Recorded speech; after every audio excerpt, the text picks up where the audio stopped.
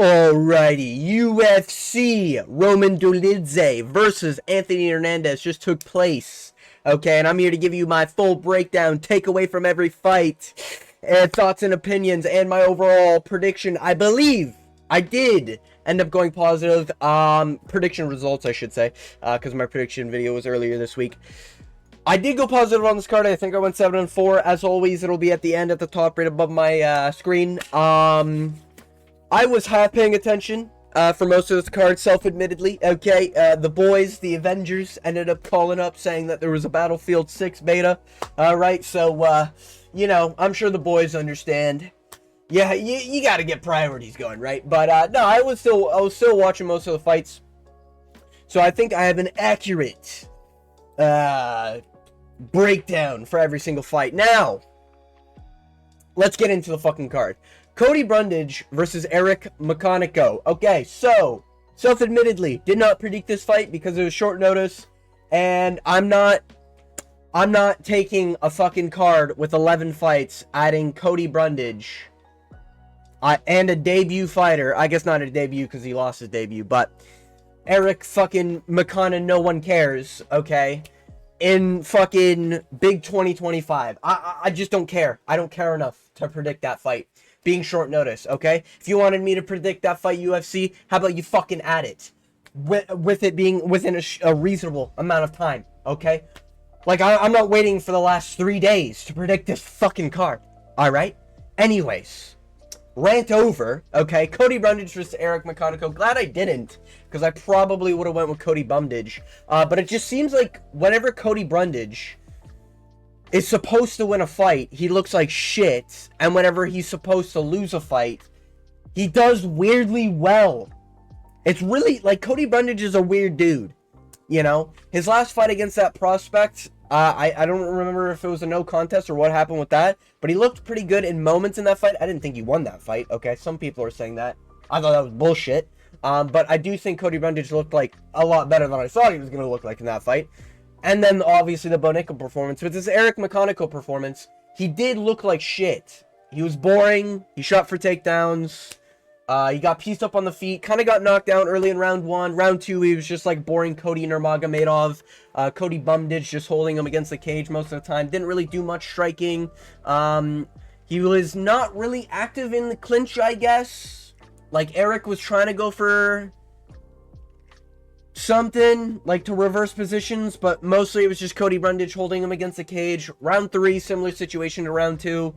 I do think Cody Brundage won this fight, and this is going to be a reoccurring theme, and I think everyone can agree who's a UFC fan. There's some fight you're going to be questionable on this card, alright? I guarantee not everyone in the world is aligned with how they did the scoring for all the decisions on this card. Yeah, there's a lot of questionable decisions, but we'll probably get into that as the card progresses. However, Cody Brundage, I did think won. I really don't understand how Eric McConico won. The scorecards were wild. I think one of them had Cody Brundage winning round 3, and then another person had Cody Brundage winning round 1, and then another judge had Cody Brundage winning every round, if I remember correctly. So there was one judge who thought Cody Brundage won the whole fight, one judge who thought he won round 1 and lost the other 2, and the other judge thought he won round 3 and lost the other 2. I don't know how the fuck that happens. I think all those refs should be fired or investigated. I genuinely don't understand how you can score something that blatantly, like, brain dead. But Cody Brundage gets robbed, I guess. Don't really care. I mean, there's a reason why I didn't fucking predict the fight. Normally, if it's a fight I care about, I put it in the description. Anyways, moving on. Gabriel Fernandez versus Julia Stolarenko. I did a coin flip. Coin landed on Julia Stolarenko. And that means I lost this pick. However, I don't give a fuck about women's MMA. I don't take it seriously. Gabriel Fernandez, both of them landed pretty much the same. Both of them did the same amount of shit, striking-wise. But Julia just looked like shit while doing it, and Gabriel Fernandez looked like a Gilbert Burns offspring while doing it, you know? Actually looked like a fucking athlete out there. Julia Stolarenko looks like someone tried to take her fucking coupons while she was grocery shopping. She's like, yeah. And then she was also wearing damage pretty bad. Like, she was pretty bloodied in round 1, so it is what it is. Moving on, Uros Medic versus Gilbert Urbina. I went with Uros Medic. I was shitting my pants when I saw him get dropped early in round 1. Not gonna lie with you. That was, you know, hey, he got knocked down. Yo, somebody called the medic. Medic! Doctor! You know, fucking, we need a TF2 Uber charge on this motherfucker. You know, and luckily, I don't know what happened, but somebody Uber charged the medic, and he was able to revive, came back, and just flatline KO'd fucking Gilbert Urbina. He got fucking smoked by a left hand early in round 1. So it was a rocky first minute in round 1, but hey, Uros got it done. Uros is, I think at this point in his career, maybe it's just because of the looks, he is kind of just like a worse Bogdan Guskov, as weird as that is, because I think Guskov made his debut afterwards. But Uros is like a smaller, shittier Bogdan Guskov. Like, hands low, goes into the pocket, will try to get a finish, and if he gets finished, it is what it is. He's not that good, but he's good enough to beat someone who's not built for the UFC, and I didn't think Gilbert Urbina was built for the UFC, and it turns out he's not. So, cut Gilbert Urbina. Alright, let's get some fucking bums out of here. But yeah, Uros Medic got it done. Congrats for the Medic, okay? So, moving on, we have Jocelyn Edwards versus... Yeah. So Jocelyn Edwards won, you know. It was real rocky in round 1 against... And, you know, when she ended up rocking her with that, I was really worried that was going to do something. But, you know, I'll be honest, I don't even... Who the fuck was her opponent? Priscilla Cacuera, some shit like that? What the fuck are we doing, man? Bro, not even Google gives enough fucks to actually put her opponent there. I went with Jocelyn Edwards. The coin did pick Priscilla, whatever the fuck her name was. Or whoever her opponent was. I don't fucking remember. I don't remember her name. Some manly looking woman, if you catch my drift, you know? Looking like she belongs to Matilda, okay? You know, but Jocelyn Edwards, goddamn, she's got fucking cake. Oh my god. Listen, I'm a fan of dark chocolate, if you catch my drift, alright? And, god damn, Jocelyn Edwards got to be on the top 5 list for women's MMA. Thickness, that is, god damn. All that weight cut, Jesus Christ, I know where she's hiding that weight, alright? It's all in that fucking badonkadonk, alright? But, yeah, Jocelyn Edwards gets it done. She smoked this bitch, dropped her. I think it was, like, fairly competitive, but, you know, the more I look at her face, the more I was thinking, like, damn, kind of looks like the woman version of Leon Edwards. Can we hurry this up? And, you know, my queen answered my calls, and she ended up fucking knocking down this woman pretty bad. Came in, I think it was like a fucking mean elbow, just flying in, knocked her ass out.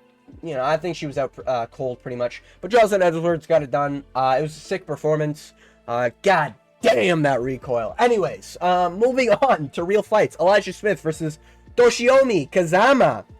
I went with Kazama. I know I look like a dumbass for picking Kazama. I went with Kazama purely because I didn't trust Elijah Smith, okay? This wasn't like, oh, I think Kazama's the next big thing, alright? I just don't think Elijah Smith's all that. And listen, he did well in his striking, and he boxed up Toshiana Kazama pretty well.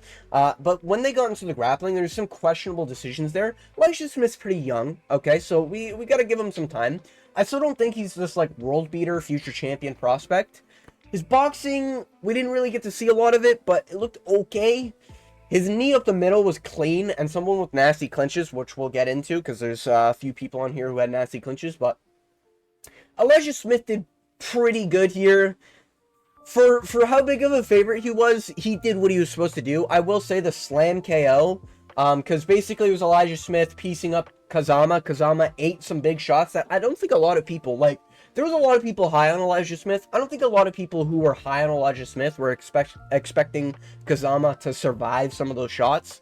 And then when Kazama was sort of rolling for legs, and I think he was going for a heel hook at one point, Elijah Smith did okay to avoid it, and then eventually Kazama got to a armbar / arm triangle position, and Elijah Smith just fucking picked him up, dunked him right on the clean back of his head. Don't know how the fuck that's not illegal, because I swear to God, I have memories of, like, fights like that being canceled because it was an illegal back of the head fucking finish or whatever. That was just straight up, like, you might as well just allow back of the head shots, because that was as back as the head as it gets. This guy picked him up, put his fucking cranium to the back of the canvas, and dunked on it with his full weight and force. You might as well just take a sledgehammer to the back of his fucking head, okay? So, I don't know what they're allowing back of the head shots in the UFC these days for, but, like, goddamn. Alright, Elijah Smith lucky that wasn't a no contest, alright? And I had the stream muted, so I didn't see any sort of talks about what was going on, but Elijah Smith got it done. It was a clean win, I guess, aside from the questionable back of the head dunk. Again, I don't know. I swear that shit's illegal, but hey, he gets it done. Yeah, Elijah Smith looked good. I'll be curious. I want to see him not against a can, you know? But he's young, so maybe put him against some cans for now, you know? Give him the Tatsuro Taira treatment, you know? Give him a few cans, and then we give him, like, a decent step up in competition. Moving on, Julius Walker versus Rafael Queiroz. Yeah, I went with Julius Walker. I think I went with decision. A lot of people were on Julius Walker by finish because Rafael Queiroz decides to quit whenever he faces adversity. And what I will say, I don't know what the fuck happened with Rafael, but the dog just woke up inside of him. Alright? And he was just able to...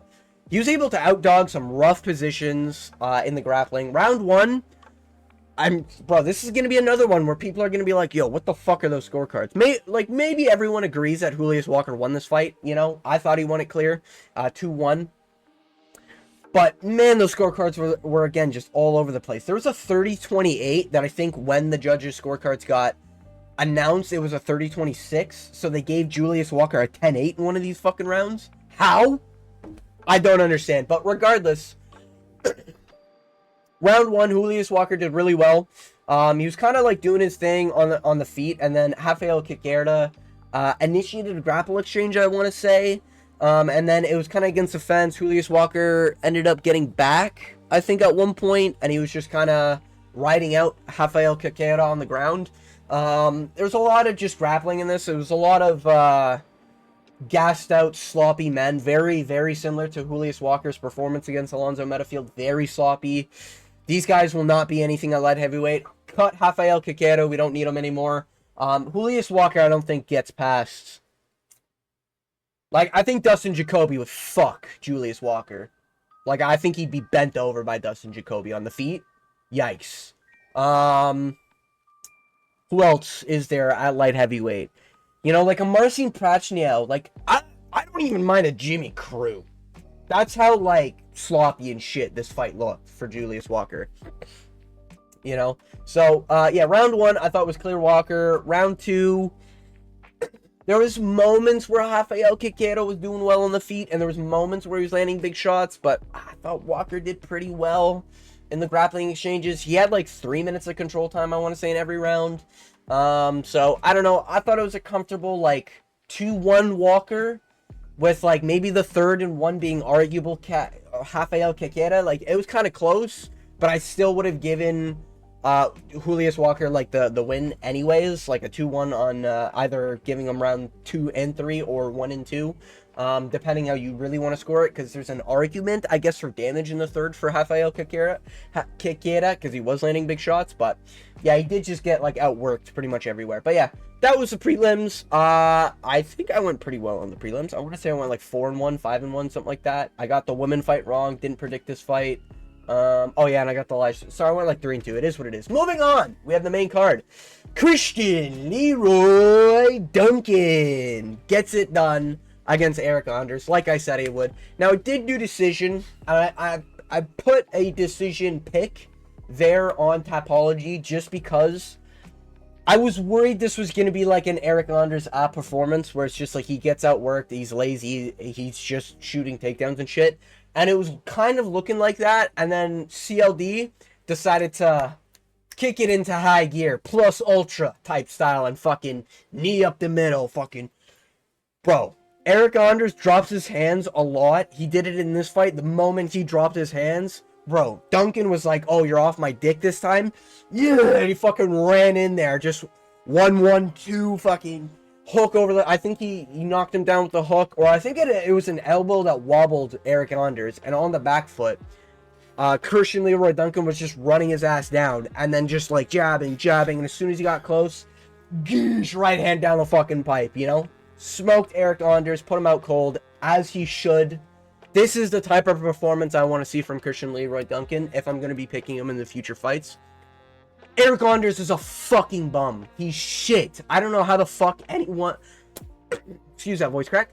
I don't know how the fuck anyone actually lost to Eric Anders. Chris Weidman, embarrassment. Jamie Pickett could have been robbed, arguably. Still an embarrassing performance. Eric Anders is fucking shit. Cut him. Cut him. Seriously. Like, he's terrible everywhere. He's boring to watch. He's shit technically. He's literally just an athlete. Why? Because he looks like Angelo from We Want Picks? Like, who the fuck cares? Alright? But yeah, Christian Leroy Duncan, the pride of England. Making the run at middleweight, baby. That's what we like to see, okay? He's only lost to, like, prospects, I'm pretty sure. Or, like, really, really good comp. Doesn't he have a loss to Gregory Rodriguez? And what's the other one? Who else did he lose to? I want to say, like, not Edmund Shabazian. Who was it? It's decent. Yeah, it was Gregory Rodriguez. And it was, it was Armin Petrosian debut. I mean, who gives a fuck? It was a debut. But yeah. Great performance from Christian Leroy Duncan. Love to see it. Moving on, we have Miles Johns versus Gene Matsumoto. I went with Gene Matsumoto. I think he was my most confident pick of the whole fucking card. I didn't see any way for Johns to win. I'm a Johns fan. I like Miles Johns. I kind of overrate him. I'll be honest, alright? I think he's got pretty good striking. I think he's got pretty good will. I think he's not breakable. And I think he's a grinder, okay? And that's all the things you want, right? But Gene Matsumoto is just that level higher. He's younger, he's faster, he's got better, he's more dangerous on the ground, and when you can threat a wrestler on the ground, they get scared to go on the ground and very hesitant to go on the ground unless it's desperate, and then when it's desperate, they make mistakes. And Miles Johns made a lot of mistakes when it was on the ground. You know, Gene Matsumoto was able to reverse positions a lot. Round 1 was a little rocky. I think I had this one 29-28, Gene Matsumoto as well. I'm trying to think of the round I gave Johns. Might have been a 30-27, to be honest, because I'm thinking, now that I'm thinking about it. There was some people, I was watching MMA Guru, I'm a little bit of a chat hopper, you know, I watch Jacob from We Want Picks, shout out We Want Picks, great YouTube channel. I watch the fucking, MMA Guru, you know, like, I watch people like that when I'm watching these fights, because the commentary is fucking awful. God, that, I actually want to put a, ooh, can't say that on YouTube. Anyways, yeah, I actually think Gene Matsumoto won every round pretty clearly. You know, Miles Johns arguably got the first, maybe. But I think Gene Matsumoto threatening a sub. I think he threatened a guillotine. Yeah, he threatened a guillotine that was almost fucking in, if I remember correctly. That might have been round 2, but I'm pretty sure that was round 1. He threatened, like, a guillotine that was very deep, and it looked like fucking Miles Johns' Malteser head was about to explode, okay? And then Miles Johns just got outworked on the feet, you know? And listen, I respect the fuck out of Miles Johns. He's fun to watch. He's a good fighter to have when you need someone to be entertaining, you know? Because he'll go in there, and if he's losing the striking exchanges, he's not going to bitch out and just start, like, Nurmagomedoving his way. Typically, he's either going to incorporate, like, a smart takedown into, like, a striking exchange, or he'll just eat shots while throwing back, you know? You love to see it. But yeah, Miles Johns he got outworked. It is what it is. Gene Matsumoto just kind of had his number here. You know, every time Miles Johns would go in, he would either get tagged 2 or 3 times on the way out, or he'd whiff, and then Gene would just set up, like, a kick, you know, nice little low kick. Even if it was tappy strikes, like, that matters, you know, apparently. Tappy fucking kicks matter the same as significant strikes these days, okay? Jan Blachowicz, Carlos Olberg, I'm looking at you. Alright, robbery, as far as I'm concerned, but anyways. Yeah, Gene Matsumoto got it done. Whooped Johns every round, in my opinion. No, not like an ass whooping, but it was a pretty confident whooping over here for Gene Matsumoto. But yeah, Miles Johns is good. He's good for, like, he's good to test the unranked bantamweights. He's not a ranked bantamweight. Like, Cheeto still would own this guy.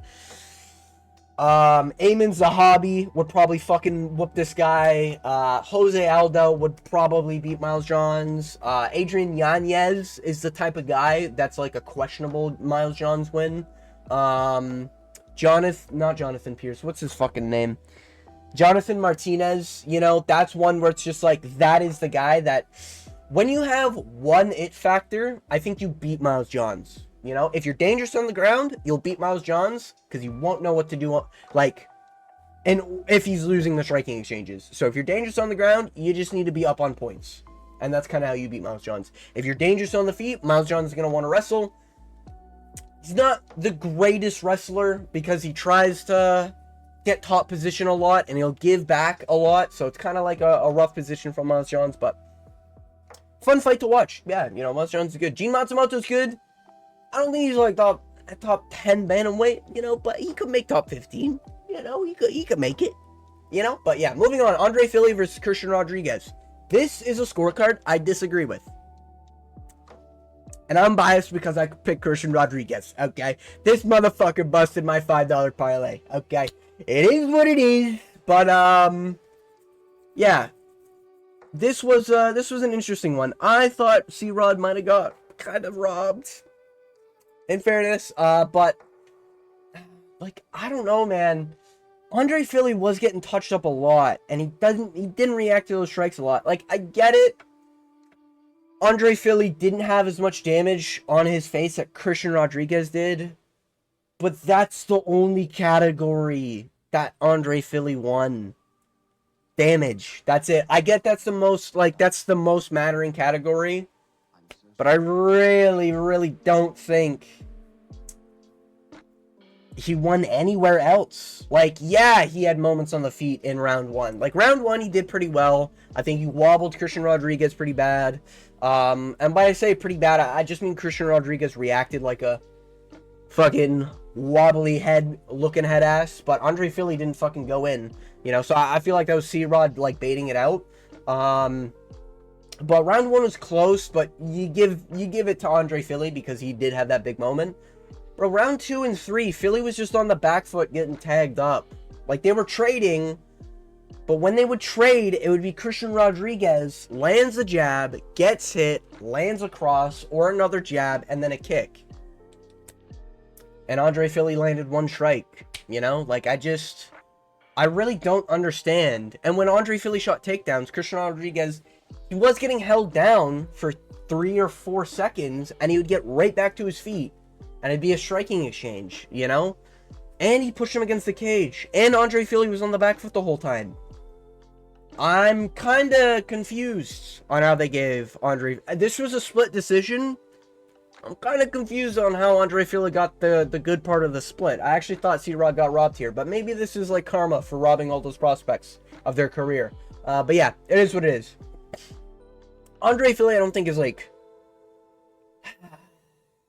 He's gonna be unranked Dan Ige, like from Dan Ige's last performance, where it's just like, yeah, he doesn't have a great chin. He's getting wobbled a lot. He's gonna think he's up in rounds, and he's gonna lose a 2-1 decision, or he's gonna get chinned, and that's kind of how I think Andre Fili's career is gonna play out.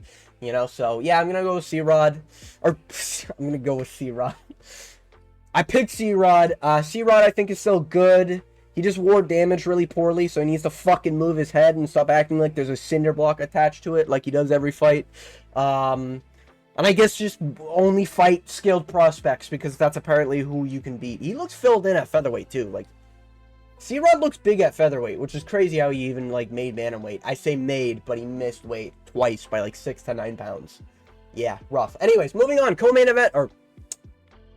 Oh, fuck. The feature fight.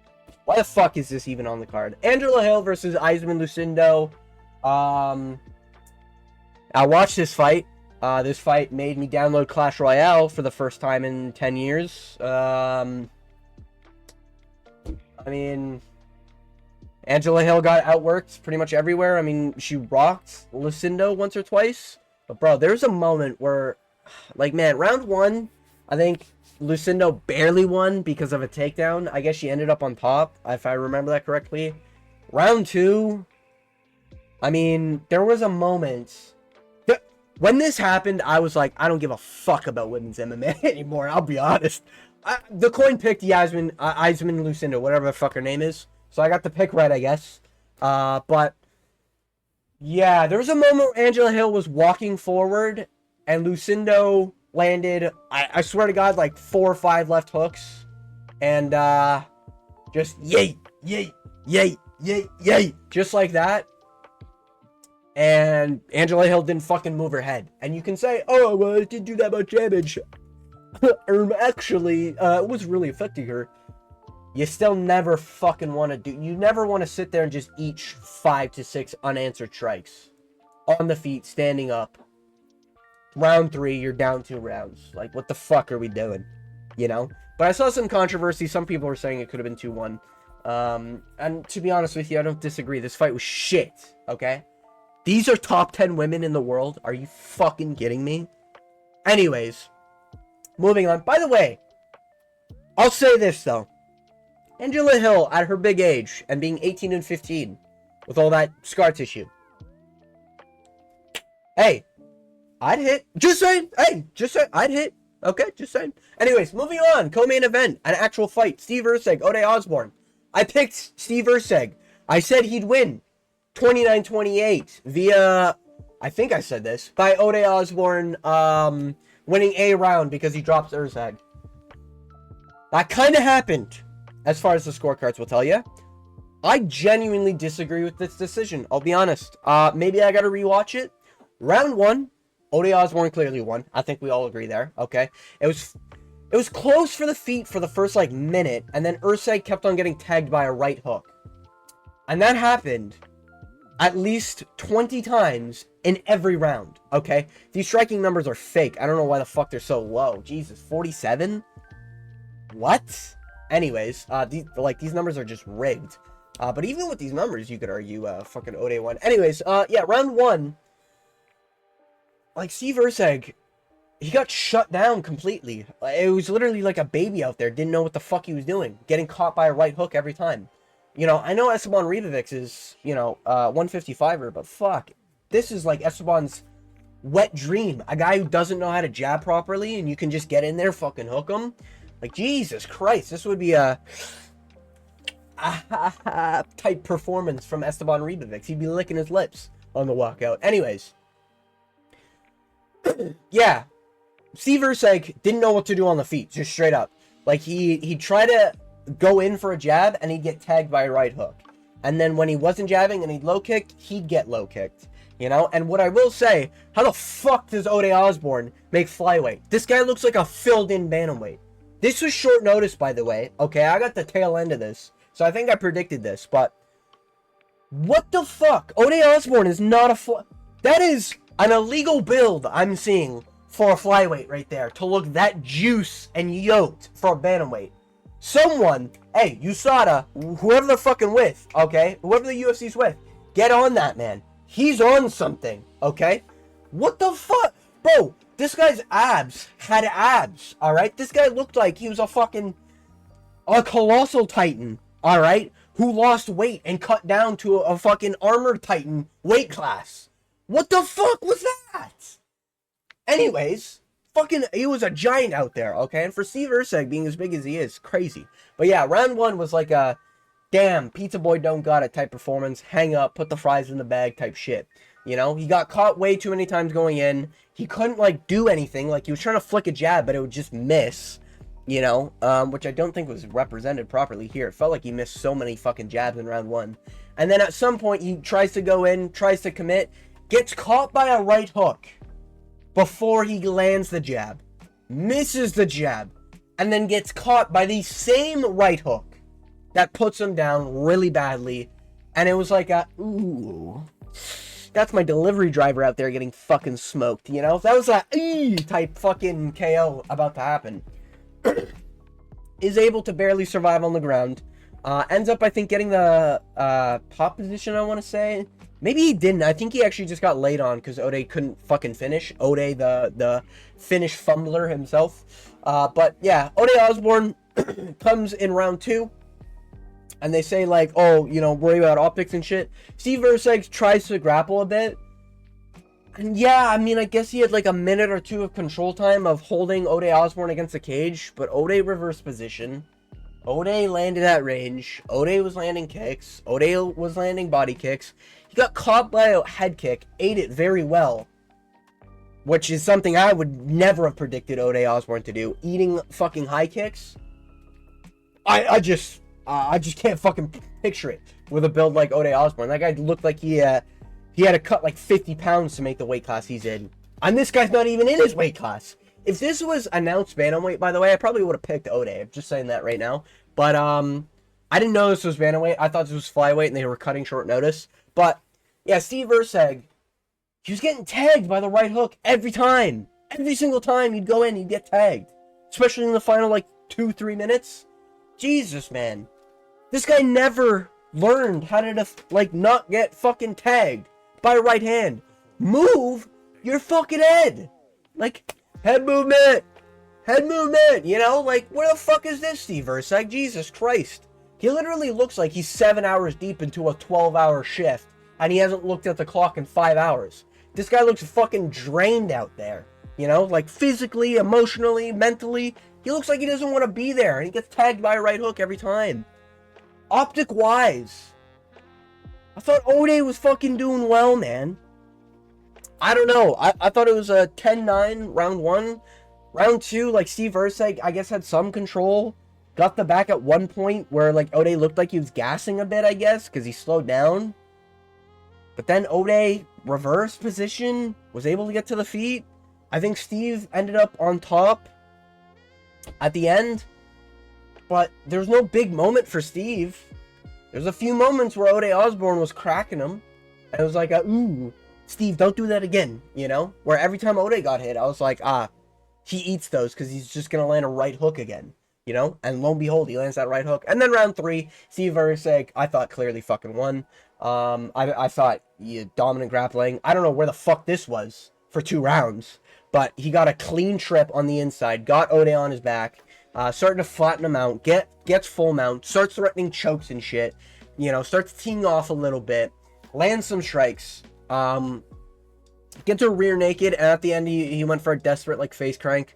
It wasn't, like, it wasn't gonna work, and Ode just really needs to survive. I think there was one moment, though, in the last 10 seconds of round 3, where Ode genuinely was like, I'm fucked, you know, while he's on the ground. Like, oh shit, I'm gonna have to tap. But he's a savage. Yeah, not savage, but he's, you know, he's a gamer, okay? So he was able to survive to the end. He made it through round 10. Round 10, Jesus Christ. Sorry, my brain's a little cooked. I'm recovering from a sickness. But, yeah, he survived. To be honest, it could have been a 10-8 for Steve Verseg, and I wouldn't have minded a draw, but I truly do believe Ode Osborne won 2 rounds. I thought Steve needed to finish in the 3rd. I don't know how the fuck Steve won the 2nd.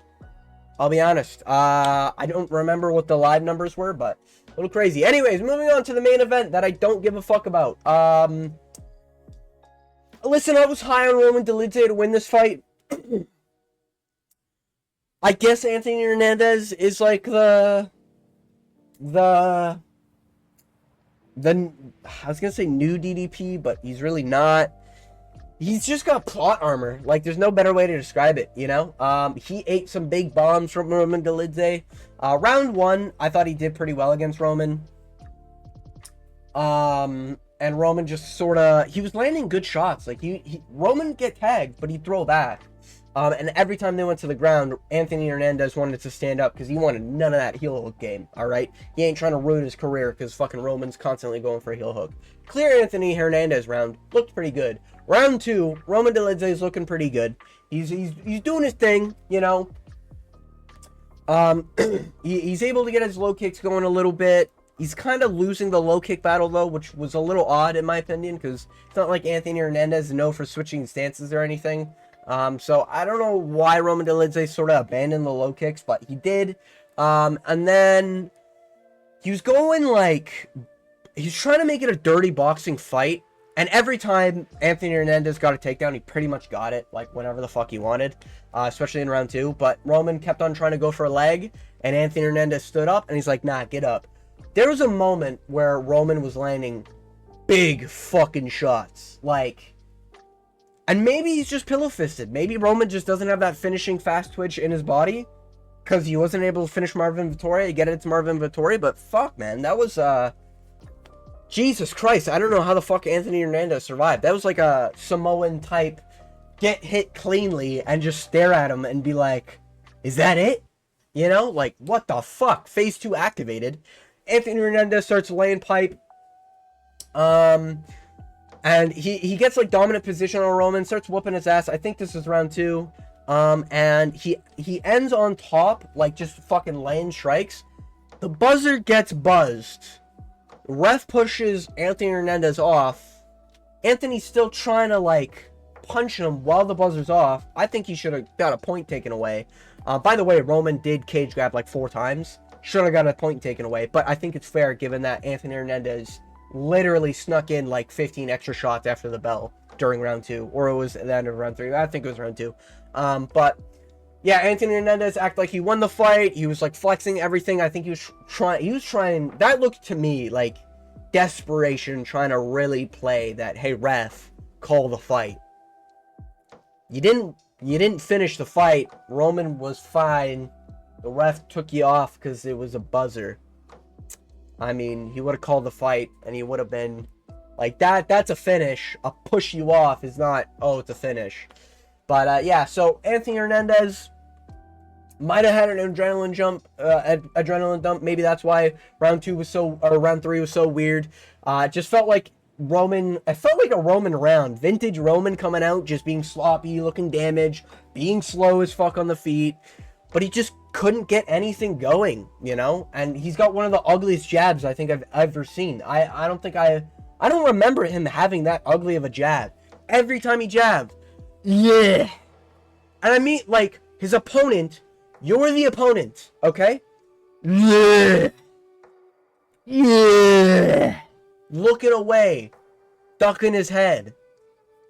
Like, oh, it was so ugly to watch. Anyways.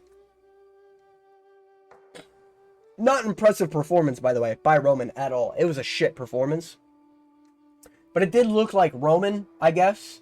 It just didn't look like the Roman that wanted, like, wasn't scared of getting finished. Like, he'd get wobbled, and I get it, he got wobbled, but he'd run away when normally in his fights against, like, a Mavov, who's the other guy he fought? Like, even, like, Marvin, he'd be in there, like, spinning elbow. He'd get some shit going, but he kept on going for the same lead elbow strike, and it worked a few times early in the rounds.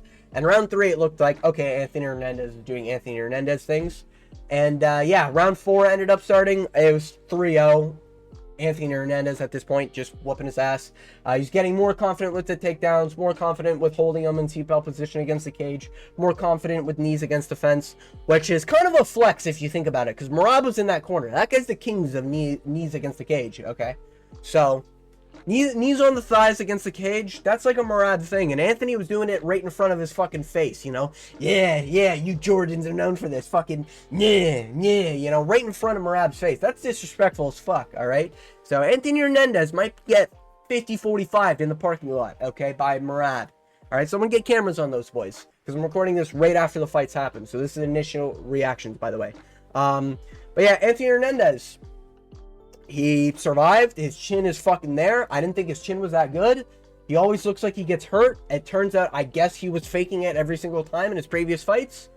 I do think he's just sort of like a fat middleweight. It's not, I don't think it's his weight class. I think a 175 would be Anthony Hernandez's weight class. Doesn't exist, so he just cuts to middleweight.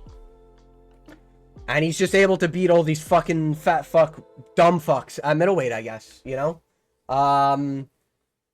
Yeah, I guess having low IQ is what Anthony Hernandez is really good at fighting against, you know? I do rate Roman Dolidze. I guess that speaks volume for middleweight. Guess that's how shit it is. Like, Anthony Hernandez probably does beat... This is weird. This is how weird Anthony Hernandez is. He would beat Imavov. He probably doesn't beat Israel Adesanya. And I mean that genuinely. He would just weirdly lose against Israel Adesanya via getting finished to the body, you know? He beats... He might beat DDP, but he'd lose to Strickland. Like, that's the type of, like, performance I'm expecting from Anthony Hernandez here. It's a very weird style he's got. He's got, like, a... He's not a good boxer. He's a good guy to sneak in an elbow or sneak in, like, an exit strike, like an exit hook, you know? From the break. He's not good in clinches, but he's good enough on the breaks of clinches to win the clinch. You know what I mean? His grappling is good. I think his grappling is elite. He's really good at setting up sneaky guillotines because he did it once in round 3. Very sneaky setup. I was not expecting that, and he pulled a fucking guillotine pretty cleanly. I think it was round 3. It might have been round 2. But yeah, Anthony Hernandez won. I bet on Roman Dolidze. I'll say that straight up. I had Roman Dolidze picked. He was my pick. Anthony Hernandez looked good. Like, he didn't look like shit in this fight. He looked good.